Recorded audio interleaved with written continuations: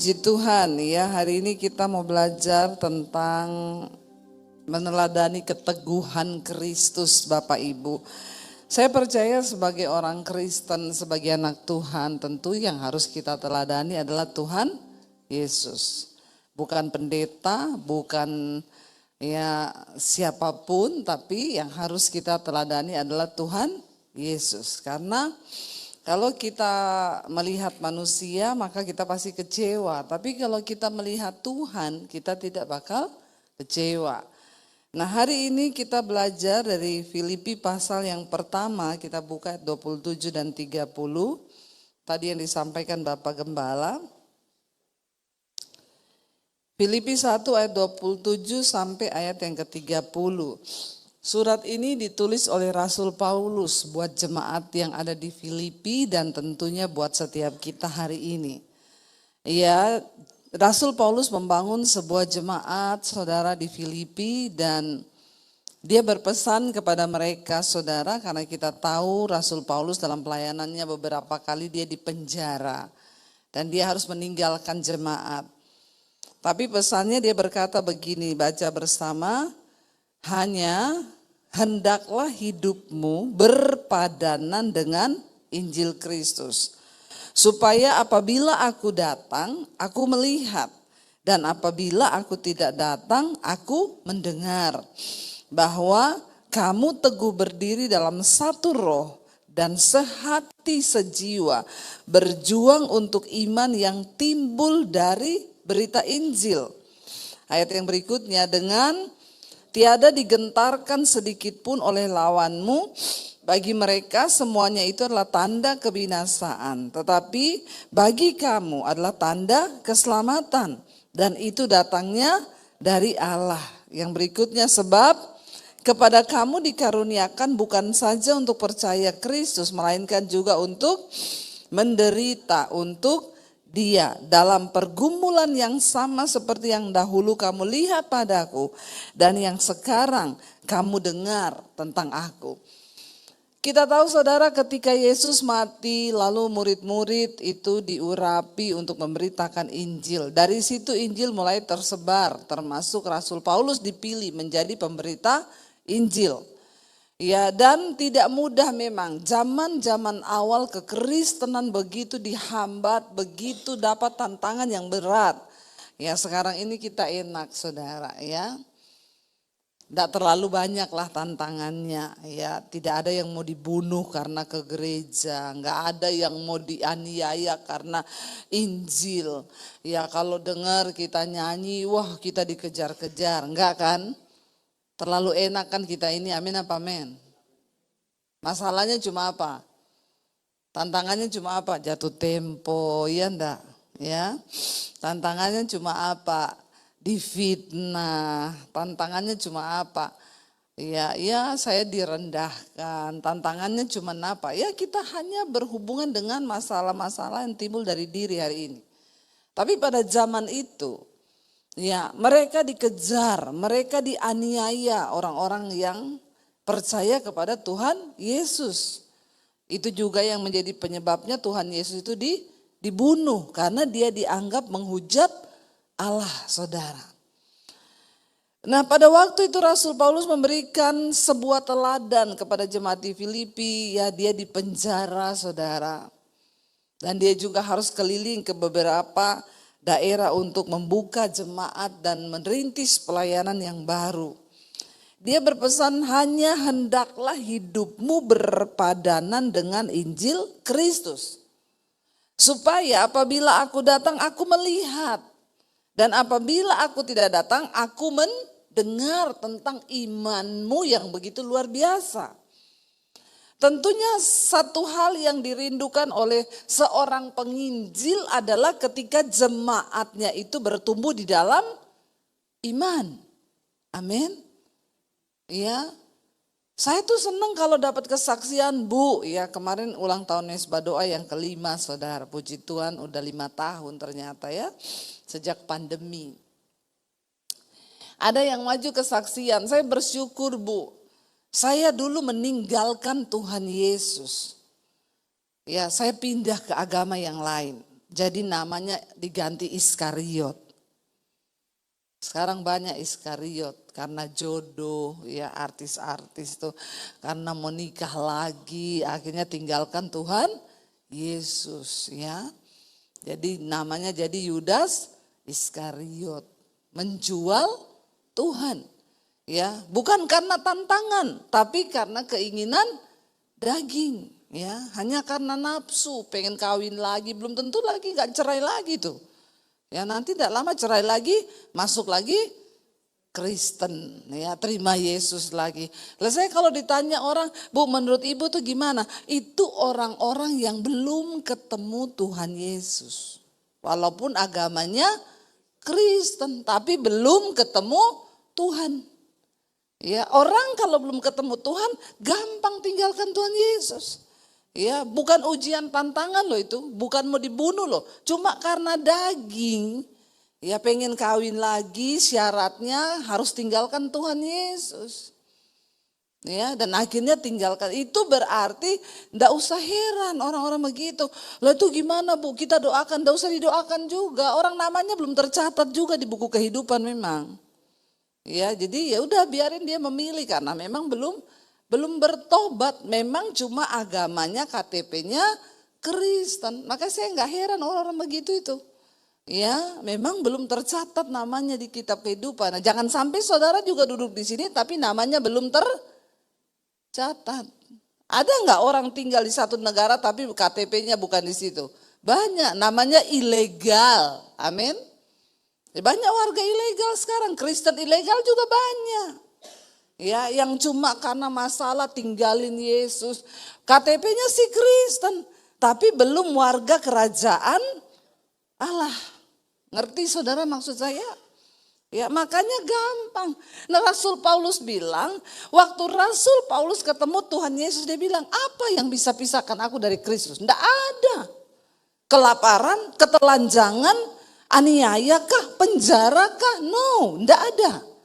Waktu saya ketemu Tuhan Yesus pun saudara, saya mengalami banyak ujian yang begitu berat.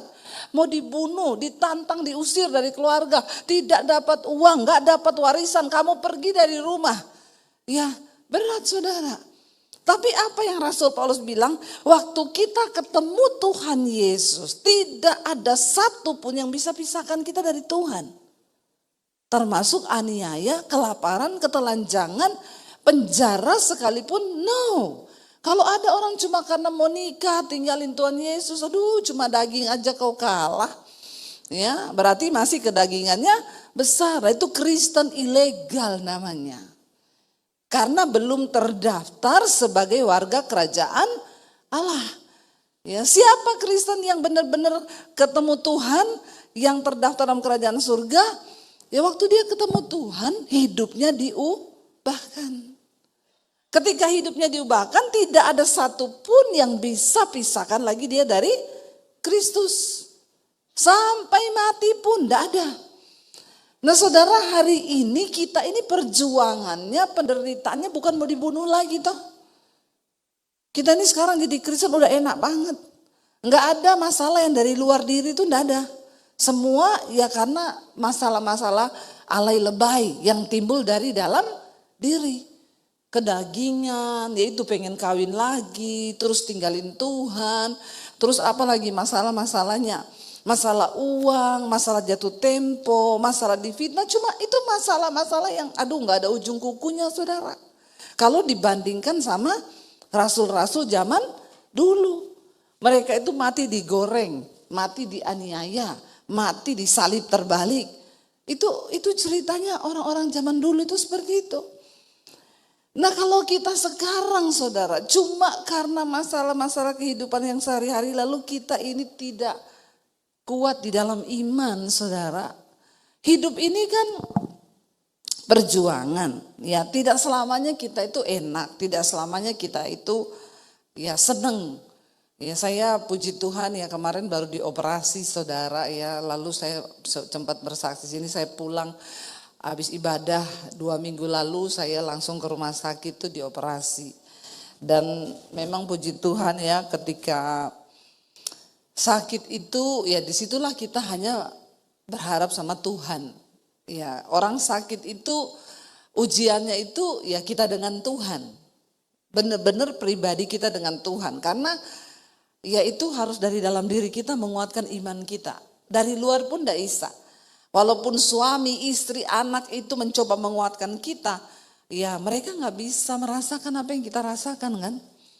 Ya lalu saya baru merasakan kemarin terbaring di rumah sakit itu waktu mau masuk ke ruang operasi semalam sebelumnya. Pokoknya begitu saya masuk rumah sakit ditensi terus, darah saya tinggi terus saudara. Ya bayangkan yang tadinya darah saya itu selalu kalau periksa itu 110, kadang 90, 100 sudah paling tinggi itu darah saya 110. Kalau hari-hari normal ya. Tiba-tiba ketika masuk rumah sakit kemarin itu saudara 150 di atas 150 terus. Sampai dokternya bilang ibu ini ada darah tinggi. Enggak. Semenjak saya menginjakkan kaki di rumah sakit ini darah saya itu 150 di atas terus. Ya iya kenapa itu Bu? Ya pertama karena mikir bayarnya. Ya itu pertama. Kedua, ya namanya tegang lah dok, namanya dengar kata besok mau dioperasi itu, ya di situ saya berusaha saudara, malam tuh saya puter lagu YouTube ya, dengar mesbah doa, nyanyi memuji Tuhan, itu usaha saya sendiri untuk menguatkan iman saya, daripada saya dengar iblis ngomong, kamu kan hamba Tuhan, kenapa Tuhan biarin kamu kena sakit? Ginjal begini, ginjalmu menyusut, kurang menyusut 3 senti, lalu kenapa kamu mengalami begini, itu iblis saudara yang terus orang itu dugem tapi sehat ya. Sementara kita yang hidupnya ini habis untuk pelayanan, waktu-waktunya itu habis untuk pelayanan, ya kok Tuhan izinkan sakit. Ya kenapa itu orang yang dugem, yang selingkuh tuh kok sehat? Itu setan saudara. Ya yang setan bisikin itu setan memberikan pencobaan itu ya. Jadi saya cuma berusaha memperkatakan firman. Saya ngomong sendiri di hati saya. Apakah aku hanya mau menerima yang baik saja dari Tuhan? Dan aku tidak belajar bersyukur untuk setiap keadaan yang tidak baik? Ya karena hidup ini ya keadaannya ya bukan hanya yang enak, ya ini juga kesalahan saya bertobat minta ampun sama Tuhan, saya kurang minum air putih ya, dan ya kalau pelayanan naik mobil jauh saya nggak mau minum karena saya pikir nanti berhenti di toiletnya kotor, ya ternyata lebih parah lagi ada batu ginjal lalu menyumbat turun dan ya itu semua terjadi.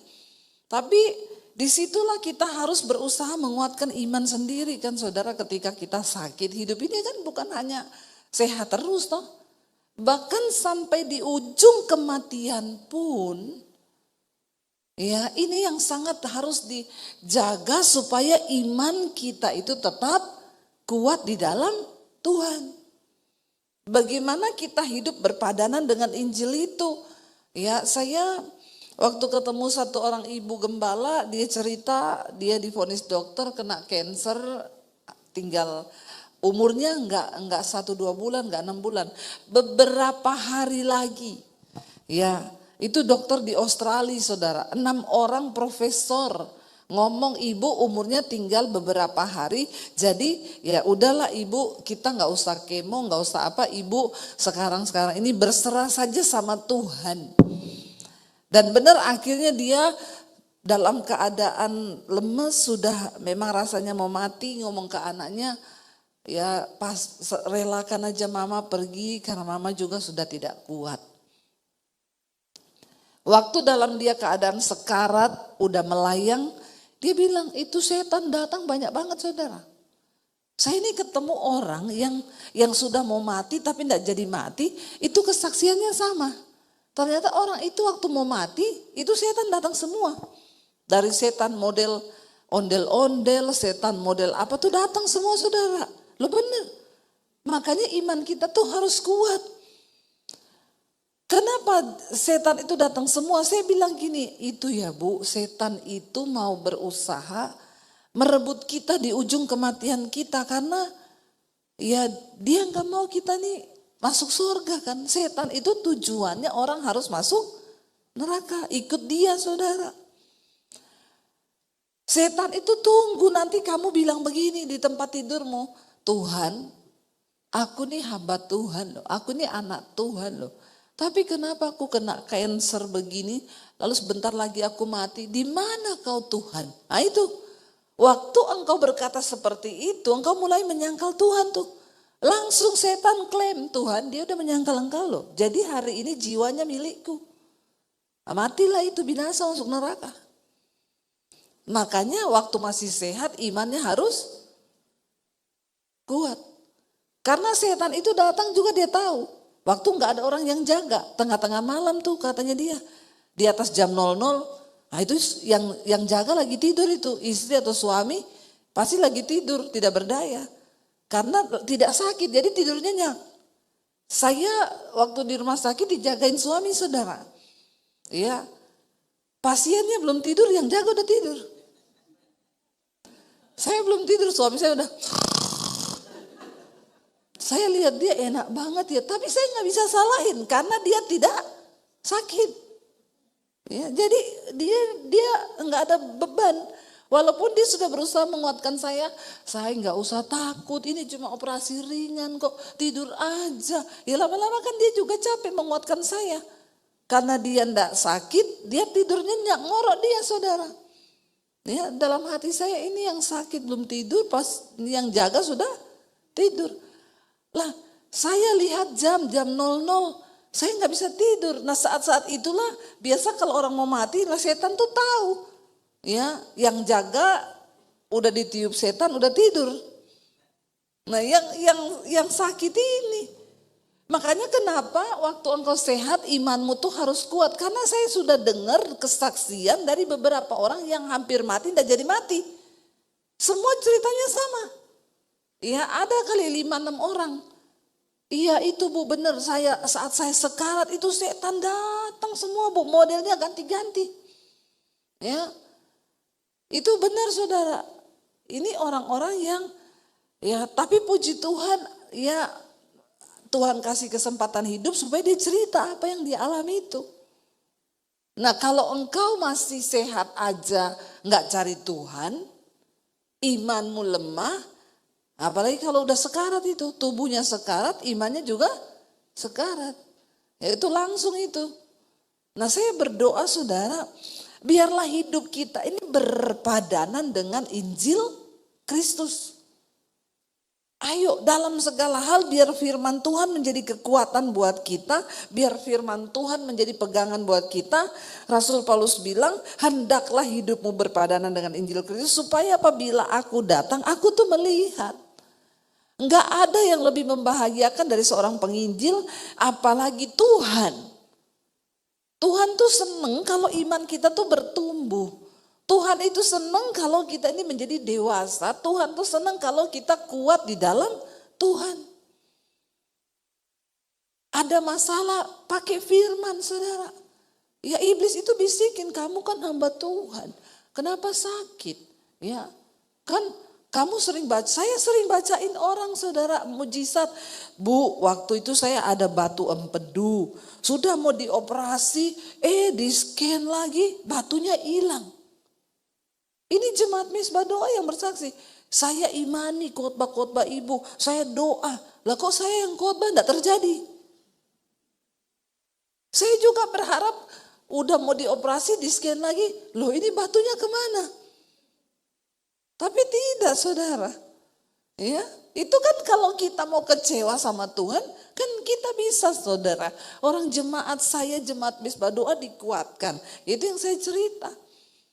Ya, lagi saya tertekan, ada ibu-ibu. Saya Bu, waktu saya ada masalah berat banget. Saya dengerin khotbah ibu. Saya tuh kayak orang hilang ingatan loh. Saya lupa masalah saya. Karena dengar khotbah saya Bu, iya dengar firman yang ibu sampaikan. Saya bilang saya juga mau hilang ingatan Tuhan. Kok dia bisa hilang ingatan, nggak lupa masalah, nggak ingat masalahnya? Saya nggak bisa ini Tuhan, saya ingat terus ini sampai malam nggak bisa tidur. Ya tapi Tuhan bilang kamu harus mengalami. Supaya kamu tahu itu jemaat waktu dia itu cerita, Bu saya itu di ruang operasi, saya stres, saya tertekan. Ya kadang saya gampang aja ngomong, Ibu percaya dong sama Tuhan. Iman itu firman Tuhan.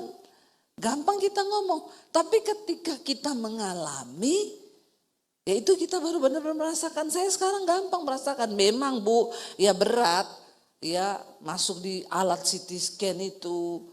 Ya tarik napas, aduh saudara yang biasanya kita lagi enak-enak ini tiba-tiba begitu terus masuk di ruang operasi, didorong di tempat tidur, sampai di sana lihat dokter sudah pakai masker, nyala lampunya, udah ya ini dibius ya dok, ini iya coba tolong ini, aduh dengerin omongannya mereka itu tegang kita tuh saudara.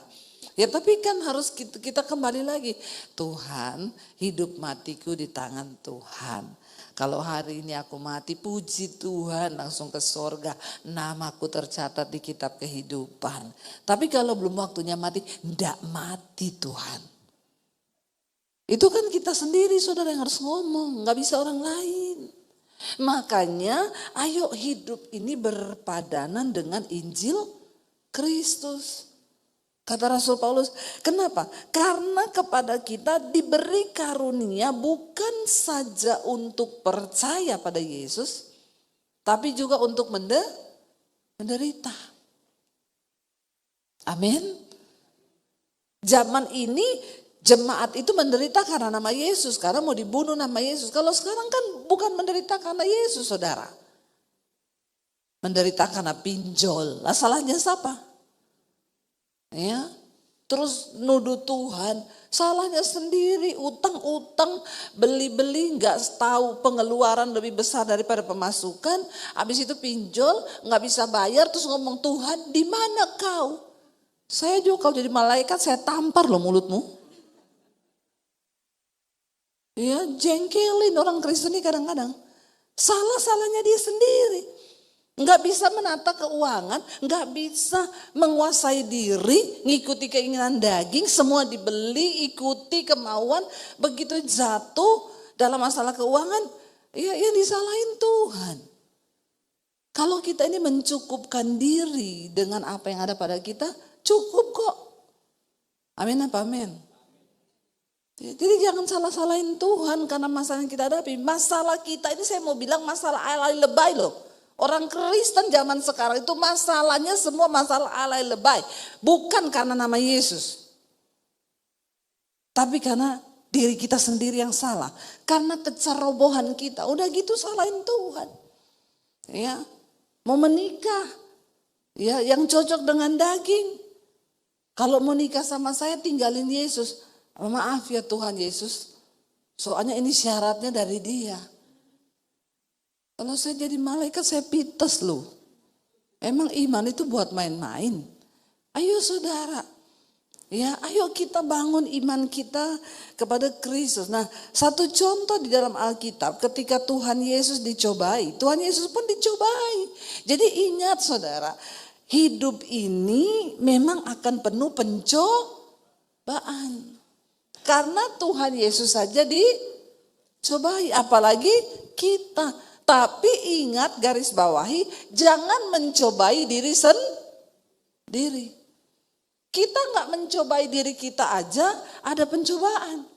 Kita hidup lurus aja, ada pencobaan. Karena ada yang namanya iblis. Kerjaannya iblis itu apa coba? Mencobai. Supaya iman kita gugur. Kita lihat bersama. Matius pasal yang keempat, pencobaan di padang gurun. Saya baru pulang dari Israel minggu lalu saudara ya. Minggu ini bukan minggu lalu.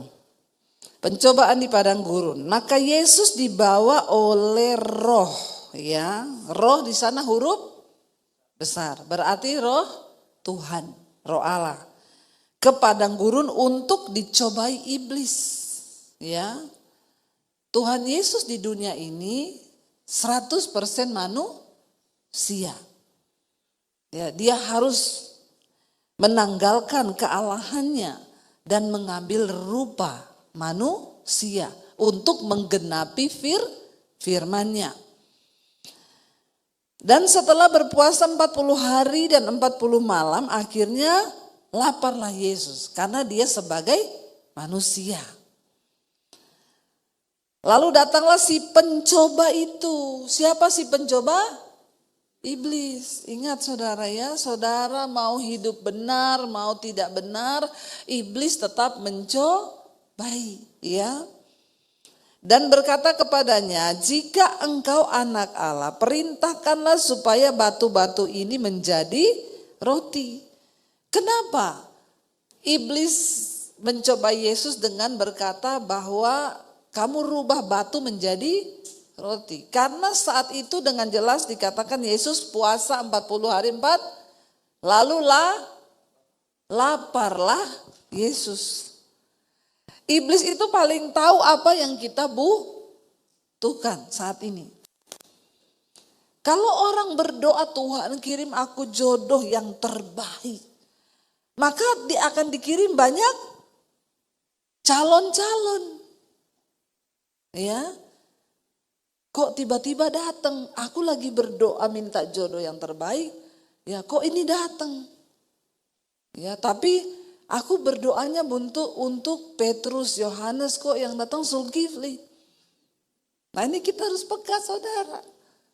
Karena setan itu pintar mencobai. Ya, Yesus lagi lapar. Setan tahu kebutuhannya saat itu pasti makan. Makanya dia bilang ubah batu jadi roti. Kenapa dia nggak bilang ubah batu jadi duit? Ya, yang paling Yesus butuhkan saat itu adalah roti. Hati-hati saudara, apa yang kau butuhkan hari ini? Setan tahu. Setan paling tahu. Tapi ingat, Tuhan Maha tahu. Tetap bergantung pada Injil. Tetap bergantung pada Kristus. Kita butuh duit nih, tiba-tiba ada orang datang nawarin duit. Belum tentu itu jawaban doa. Bisa jadi itu tawaran setan. Karena kita lagi butuh. Ya, makanya perlu kepekaan berjalan bersama Tuhan. Hidup ini berpadanan dengan Injil Kristus. Lalu saudara di sana dikatakan, kamu kan anak Allah, perintahkan batu ini menjadi roti. Kalau Yesus terumpan sebagai manusia, dia tahu dia berkuasa saudara. Lalu dia mau tunjukin kesombongannya, oh kamu belum tahu, jangankan batu, kau pun bisa saya jadikan roti. Itu adalah sifat manusia. Kalau ditantang pasti tertantang. Karena kesombongan. Kamu jual saya beli, jangan saudara. Biar diobral, tahan jangan beli. Kadang-kadang itu tipuan setan. Yesus berkata begini saudara. Ada tertulis yang Yesus keluarkan firman. Ada tertulis manusia hidup bukan dari roti saja. Tetapi dari setiap firman yang keluar dari mulut Allah. Makanya harus banyak hafal. Hafal apa saudara? Drama Korea.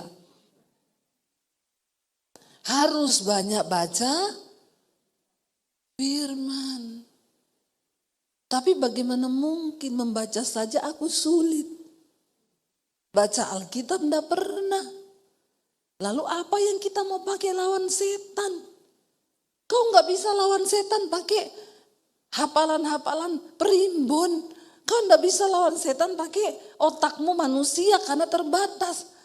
Karena cuma satu yang bisa mematahkan serangan iblis yaitu firman Tuhan. Yaitu setan bilang, kamu kan hamba Tuhan, hidupmu itu habis untuk melayani Tuhan. Bahkan kalau pelayanan itu hari Minggu 5-6 kali khotbah, ginjalmu sakit.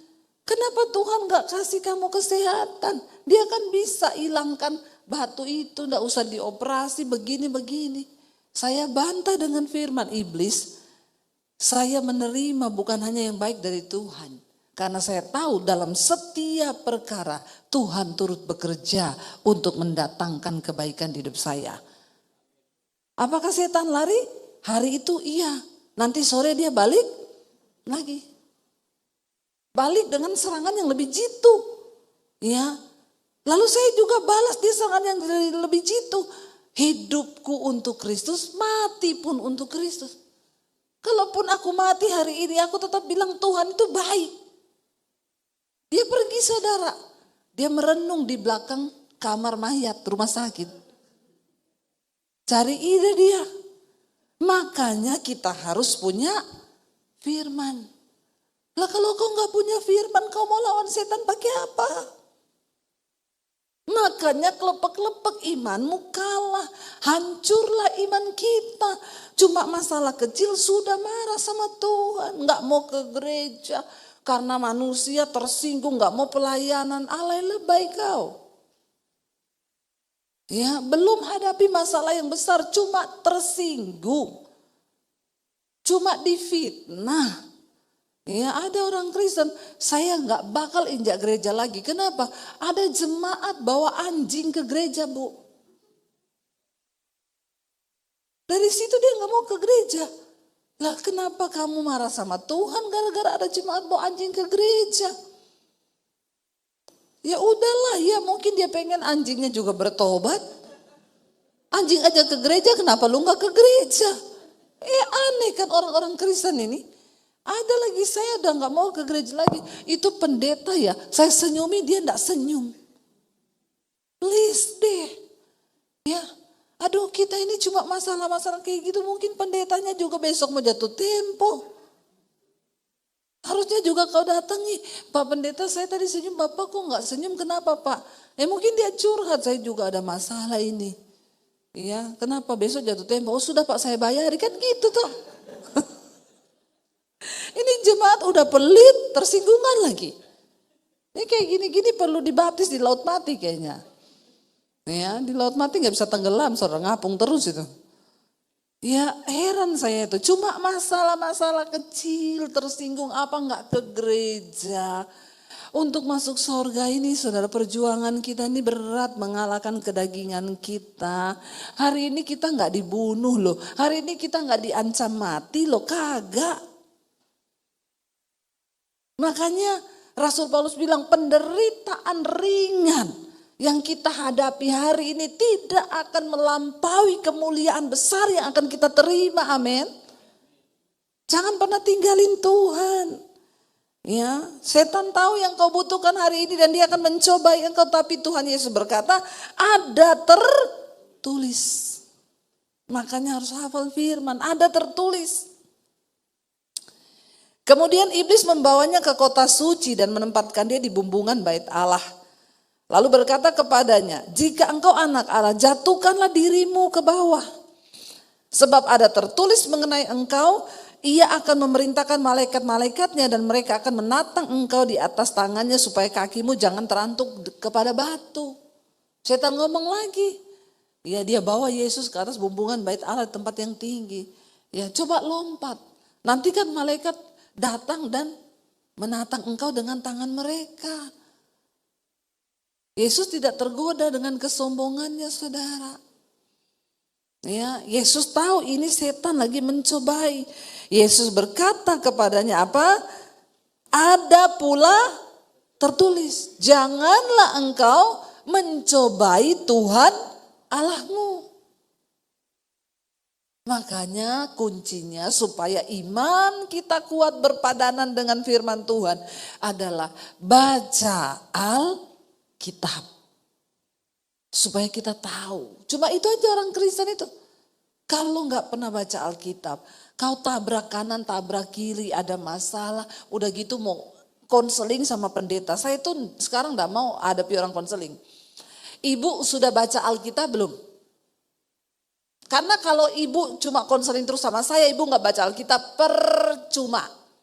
Jadi tolong ibu baca Alkitab ya. Kalau ibu sudah baca itu Alkitab, terutama perjanjian baru, ibu baca. Kalau ibu sudah baca, baru ibu tanya kembali ke saya. Rata-rata begitu sudah baca, ibu mau konseling apa? Enggak bu, ternyata sudah ada di Alkitab jawabannya. Baru tahu ya. Karena selama ini tidak pernah baca Alkitab. Semua masalah kita, semua pencobaan yang iblis lontarkan ada ayatnya saudara. Ya, kalau setan bilang, kamu harus benci iparmu itu kurang ngajar, kamu ditipu gini-gini. Ada tertulis. Jangan kalah dengan kejahatan, tapi kalahkan kejahatan dengan kebaikan. Ada tertulis. Masalahnya kalau nggak pernah baca Alkitab, ya wes lah. Walau alam, saya nggak tahu juga mau ngomong apa. Orang Kristen sekarang jarang dan tidak mau baca Alkitab. Udah nggak mau baca Alkitab, dengar khotbah nggak mau. Tapi bikin jalan sendiri terus tiap hari. Makanya salah jalan, tersesatlah. Ya kalau sudah tersesat bilang Tuhan tidak adil. Saya sampai malaikat aja kena mental sama orang Kristen sekarang ini, bener ya. Malaikat bilang sudah nggak tahu apa-apa, sok tahu, nyalahin Tuhan. Ayat 8, dan iblis membawanya pula ke atas gunung yang sangat tinggi dan memperlihatkan kepadanya semua kerajaan dunia dan kemegahannya. Setan ini udah coba nggak kena. Nah ini setan coba yang terakhir.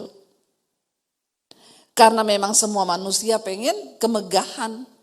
Semua manusia pengen harta, pengen uang. Dan berkata kepadanya, semua itu akan kuberikan kepadamu jika engkau sujud menyembah aku. Nah ini, ya pengen jodoh, pengen ini ya, tapi sujud menyembah aku, tinggalkan Yesusmu. Dan berkata kepadanya, semua itu kuberikan asal kau sujud menyembah aku. Maka berkatalah Yesus, enyahlah iblis, sebab ada tertulis, engkau harus menyembah Tuhan Allahmu dan hanya kepada Dia saja engkau berbakti. Lalu iblis meninggalkan dia dan lihatlah malaikat-malaikat datang melayani Yesus. Engkau tidak akan pernah melihat berkat campur tangan Tuhan, bahkan malaikat melayanimu kalau kau tidak lulus di dalam pencobaan. Kemegahan terakhir yang iblis tawarkan. Banyak sekarang orang imannya jatuh karena tawaran kemegahan. Akhirnya menyimpang dari iman, menghalalkan segala cara untuk mendapat kemegahan dunia, saudara. Itu tidak usah dicari, itu bonus yang akan Tuhan tambahkan. Tapi fokus kita harus tetap kepada Tuhan. Salahkah kalau kita dapat kemegahan? No. Tapi kalau itu menjadi tujuan hidup kita, maka kita sedang salah melangkah. Itu bonus yang akan Tuhan kasih kalau hidup kita berkenan kepada Tuhan. Tapi kalau kita nggak berkenan, banyak begitu. Saya kalau mau bersaksi bagaimana Tuhan buka jalan, kasih hikmat, menambahkan berkat tuh nggak akan ada habisnya, saudara. Saya cuma terwaw dengan apa yang Tuhan buat. Tapi ya kuncinya, ayo, ada begitu banyak kemudahan yang sanggup Tuhan lakukan di dalam hidup kita. Asal kita berkenan kepada Tuhan. Apa pencobaan yang sedang engkau hadapi hari ini? Jangan lupa perkatakan firman Tuhan. Supaya hidup kita ini kuat di dalam Tuhan.